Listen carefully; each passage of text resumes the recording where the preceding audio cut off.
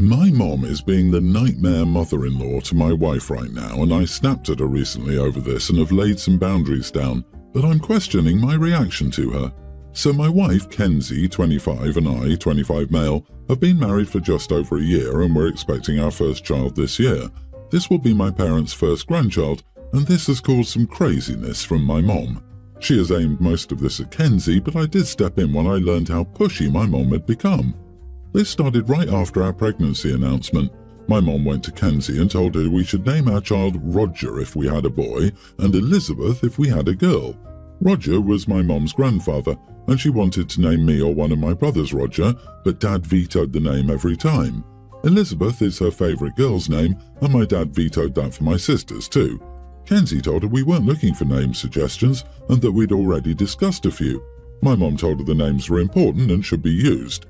A couple of weeks after the first incident, my mom asked Kenzie if she knew whether baby Roger or baby Elizabeth was joining the family. Kenzie told her neither of those names was in the running and we didn't know yet. Kenzie mentioned Mom bringing up the names to me then, but downplayed how pushy she was, so I said nothing. We learned we were having a boy and my mom became so pushy that she ordered blankets and clothes with the name Roger embroidered on them. The first we knew of this was when she gave us a little door decoration with the name Roger on it.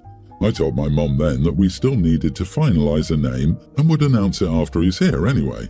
She went to Kenzie again and told her she was making her angry by refusing to comply. They argued about it and Kenzie told me about it afterward. I talked to my mom and clarified some things, and she asked why nobody in this family wanted to use the name she loved. I told her she should work through that herself because we are not obligated to use them. She then sent a gift package with all the clothes and a blanket with the name Roger, and she sent them to my wife and posted them on social media. This made people assume we had chosen the name Roger. This is when I lost it and confronted her about the pushiness. She told me it was important to take her opinion on board as my mom and our son's grandma, and that's when I told her that she had zero rights to name our baby and her opinion wasn't wanted or important here. My mom told me it was rude to dismiss her opinion and feelings as unimportant and that I should have more respect for her. It made me realise we need space from her right now, but also I do wonder if I went too far. Am I the idiot? Not the idiot, but you didn't go far enough. You sit Mom down and have a come-to-Jesus moment. Tell her you and Kenzie are stepping back from her for the rest of the pregnancy because of her actions. Your wife should not be subjected to this crazy. I'm betting she brings it up every time you talk on the phone or in person. Tell Mommy not so dearest that Roger will not be your son's name. You keep giving her hope by saying you haven't decided. Tell her no. Even if you loved it before, that name is tainted now. Tell her she's gone too far and you're stepping back to enjoy what's left of the pregnancy. Then grey rock her. She doesn't get any more info. Have Kenzie block her and anyone else that gives her crap. Everything goes through you. Then, for the cherry on top, you tell Mom if she doesn't completely drop this name crap and any other shenanigans like recruiting any family to harass you all, then the little one will never meet her. She had her chance, and this baby is yours and your wife's and yours to name, not hers. Oh honey, this is just the tip of the iceberg. Her entitlement to this baby, because he's your child and you belong to her, is in full flow. She sees herself as more important than his mommy. When she said, "You should have more respect for me," she meant, "You need to give in to my demand." If you don't nip this controlling, delusional behavior in the bud, she's going to continue to act as though your wife is just an incubator for her do-over baby, and that's unacceptable.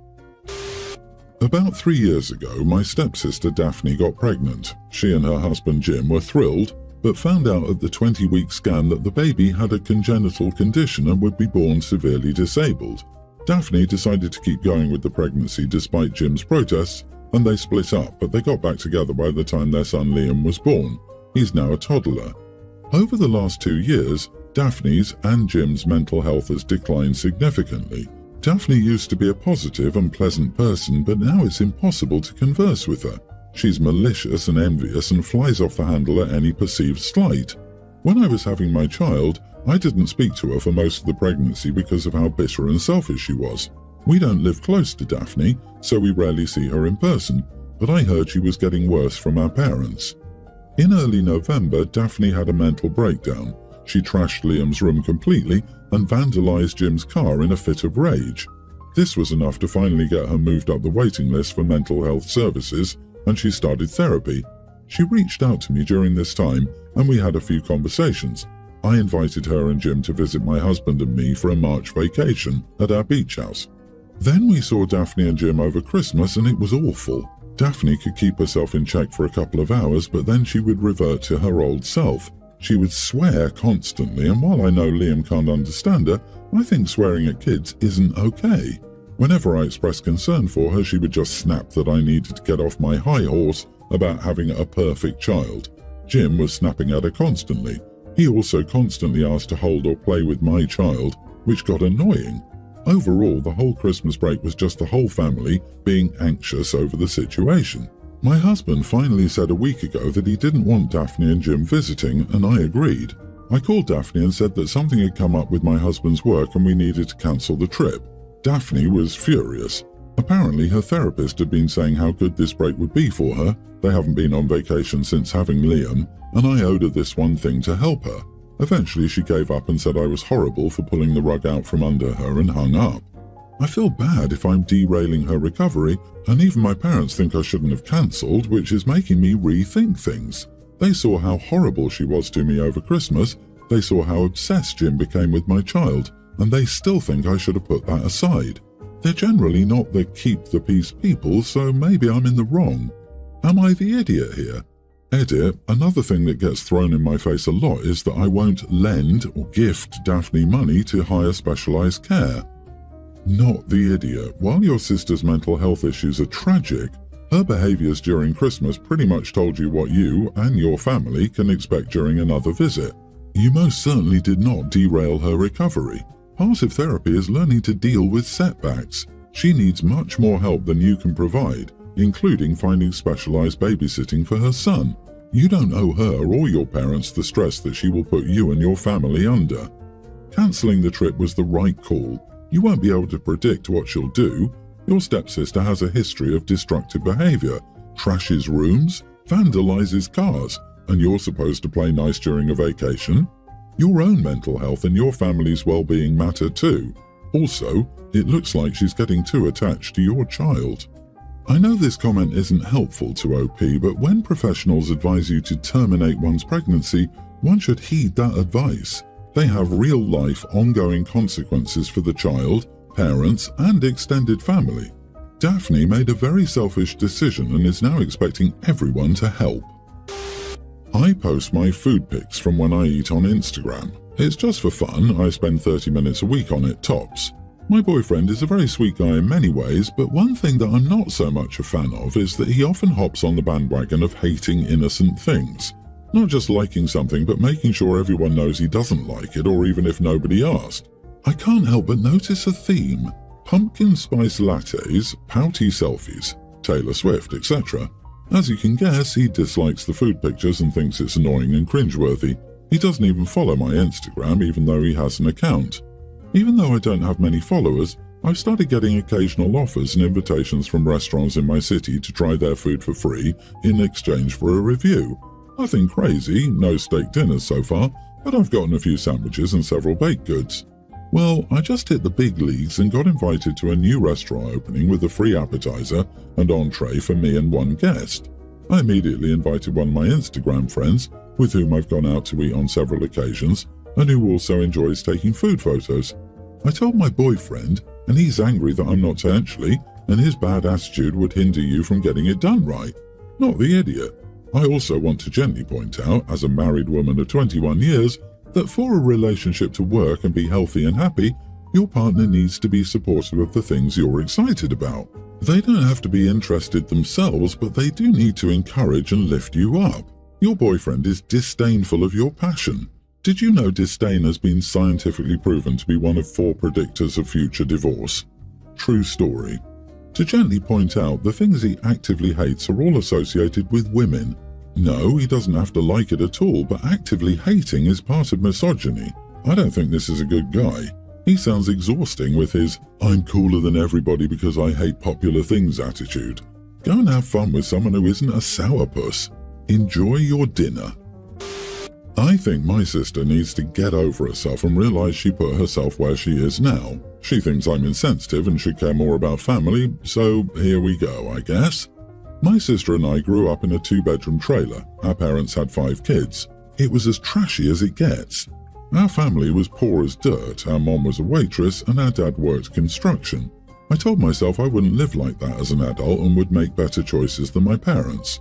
My sister did pretty much exactly what our parents did. She got pregnant at 16 and kept it even though abortion was an option. She's had 5 more kids since then, though the triplets weren't her fault. For some reason, there are a lot of multiple baby pregnancies in our family history. My sister doesn't work because they can't afford daycare, and her boyfriend, the father of just the triplets, works as a bartender at Chili's. They live in a smaller apartment and want to move but have bad credit. My sister looked on the offender registry and now she's afraid because a bunch of them live in her neighborhood. She keeps telling me that she wants me to give her money, saying things like, praying for a miracle that I somehow get the money to move my kids into a better neighborhood. Recently, my husband and I took a New Year's week trip. It's been frigid and going to Ibiza for a week was refreshing. I posted pictures on my social media so my friends could see them and my nosy co-workers. My sister commented that I shouldn't flaunt my life when my family members struggle to get by. I texted her and told her not to post petty comments on my social media where my co-workers can see, and that if she has something to say, she needs to just say it. She asked me for money, and I said no, and she was all mad at me. I don't understand her thought process. I work really hard for everything I have. She's made bad choices that left her where she is. Am I the idiot for posting my life where my sister can see? Not the idiot. Nobody forced her to look at your pictures. If you give her money, she will have more kids. She's probably going to anyway, but it'll be a waste. Yep, she is living the consequences of her actions. Sharing your experiences isn't flaunting. She's just jealous. She made her choices and you made yours. You are not obligated to fund her choices. When your nibblings are older, you can buy them things they need directly to help your sister out, or take them on vacation, but you don't need to subsidize your sister's choices. It would be different if she lost everything to a fire, or if one of them needed expensive medical treatment. Then it would be good to help her. OMG, a first unplanned pregnancy is an accident. 3 more is a lifestyle choice. Your sister has made choices, and now she can live with them. She should investigate programs that provide childcare assistance and seeing it's enough to get her into the workforce. But it's not on you to bail her out. I'd pay for her to get her tubes tied, nothing else. I, female 28, have been divorced from my daughter's father for the last 5 years. My daughter is a young grammar schooler and has started to question why her parents aren't together. I've always told her that we would speak about the conversation when I felt she was mature enough. But lately, the past month, she's been asking more and more and finally said, well, my dad has told me why, so I don't understand why you can't. Her father, 29 male, has been speaking to my child and telling her his side of the events that led to us no longer being together. Now my daughter has anger towards me as she thinks I'm keeping secrets from her, but I just keep telling her that conversation is between adults and not a child. I've been with my partner, male 30, for about 2 years and recently had a new addition to our family. We've always done things together, never leaving my daughter out. But as of a couple of days, she says she no longer loves him as he's the reason her dad and I can't go back together. Her dad had a relationship a couple of months after our separation, but it seems her father can't do wrong, only me. I've confronted my ex-husband, who only tells me that he won't stop answering her questions due to her wanting to know and that he sees no wrong. You are the idiot. First, I ended up in therapy at 15 because my parents never explained their divorce to me. My therapist stated that this is one of the things that most parents get wrong, and they use one of 2 excuses to rationalize it. One is that the child is too young. The other is that they're too embarrassed to have this conversation with their child. I don't know if that's as common as he claimed, but I know that I wanted to know why my parents weren't together at 6, and at 7, and still at 8, and so on and so forth. By 15, they were both remarried, and I still wanted to know what had happened. Second, you claim a divorce decree that prevents you from talking bad about each other, but he's breaking that decree. I would pursue legal recourse, or I'd just ignore it like your ex and tell the truth. I'm also pretty sure that telling the truth can't be seen as talking bad about him. Honestly, it sounds like you just don't want to talk to your daughter about it and are using this decree as an excuse not to. Have you cheated? No, he used to travel for work and I would stay weeks by myself, which I got used to. Our first year of marriage was terrific, with no issues as I thought, but eventually I noticed things changing a little at a time. He used to argue and then he would go out and come back home when he was done having fun, as he said he needed to de-stress. I ended up going through his phone and noticed multiple women he was having relationships with within the city he would travel to for work. And worst of all, when he had to work, which was actually his vacation time, he was with another family than being with us. So all the cheating and lying, I couldn't take it anymore, so I decided to file for divorce. Then definitely you are the idiot for not clearing the air. Poor kid doesn't have any idea, and by not doing it first, you can make whatever he says sound plausible because he's already strained your relationship with her. I understand why you wouldn't want to, but regardless of age, the child needs an explanation. The fact that you know he's twisting things to make you look bad is reason enough to get her counseling so the therapist can help you navigate. Give her the tools via therapy to see through his BS. Good luck.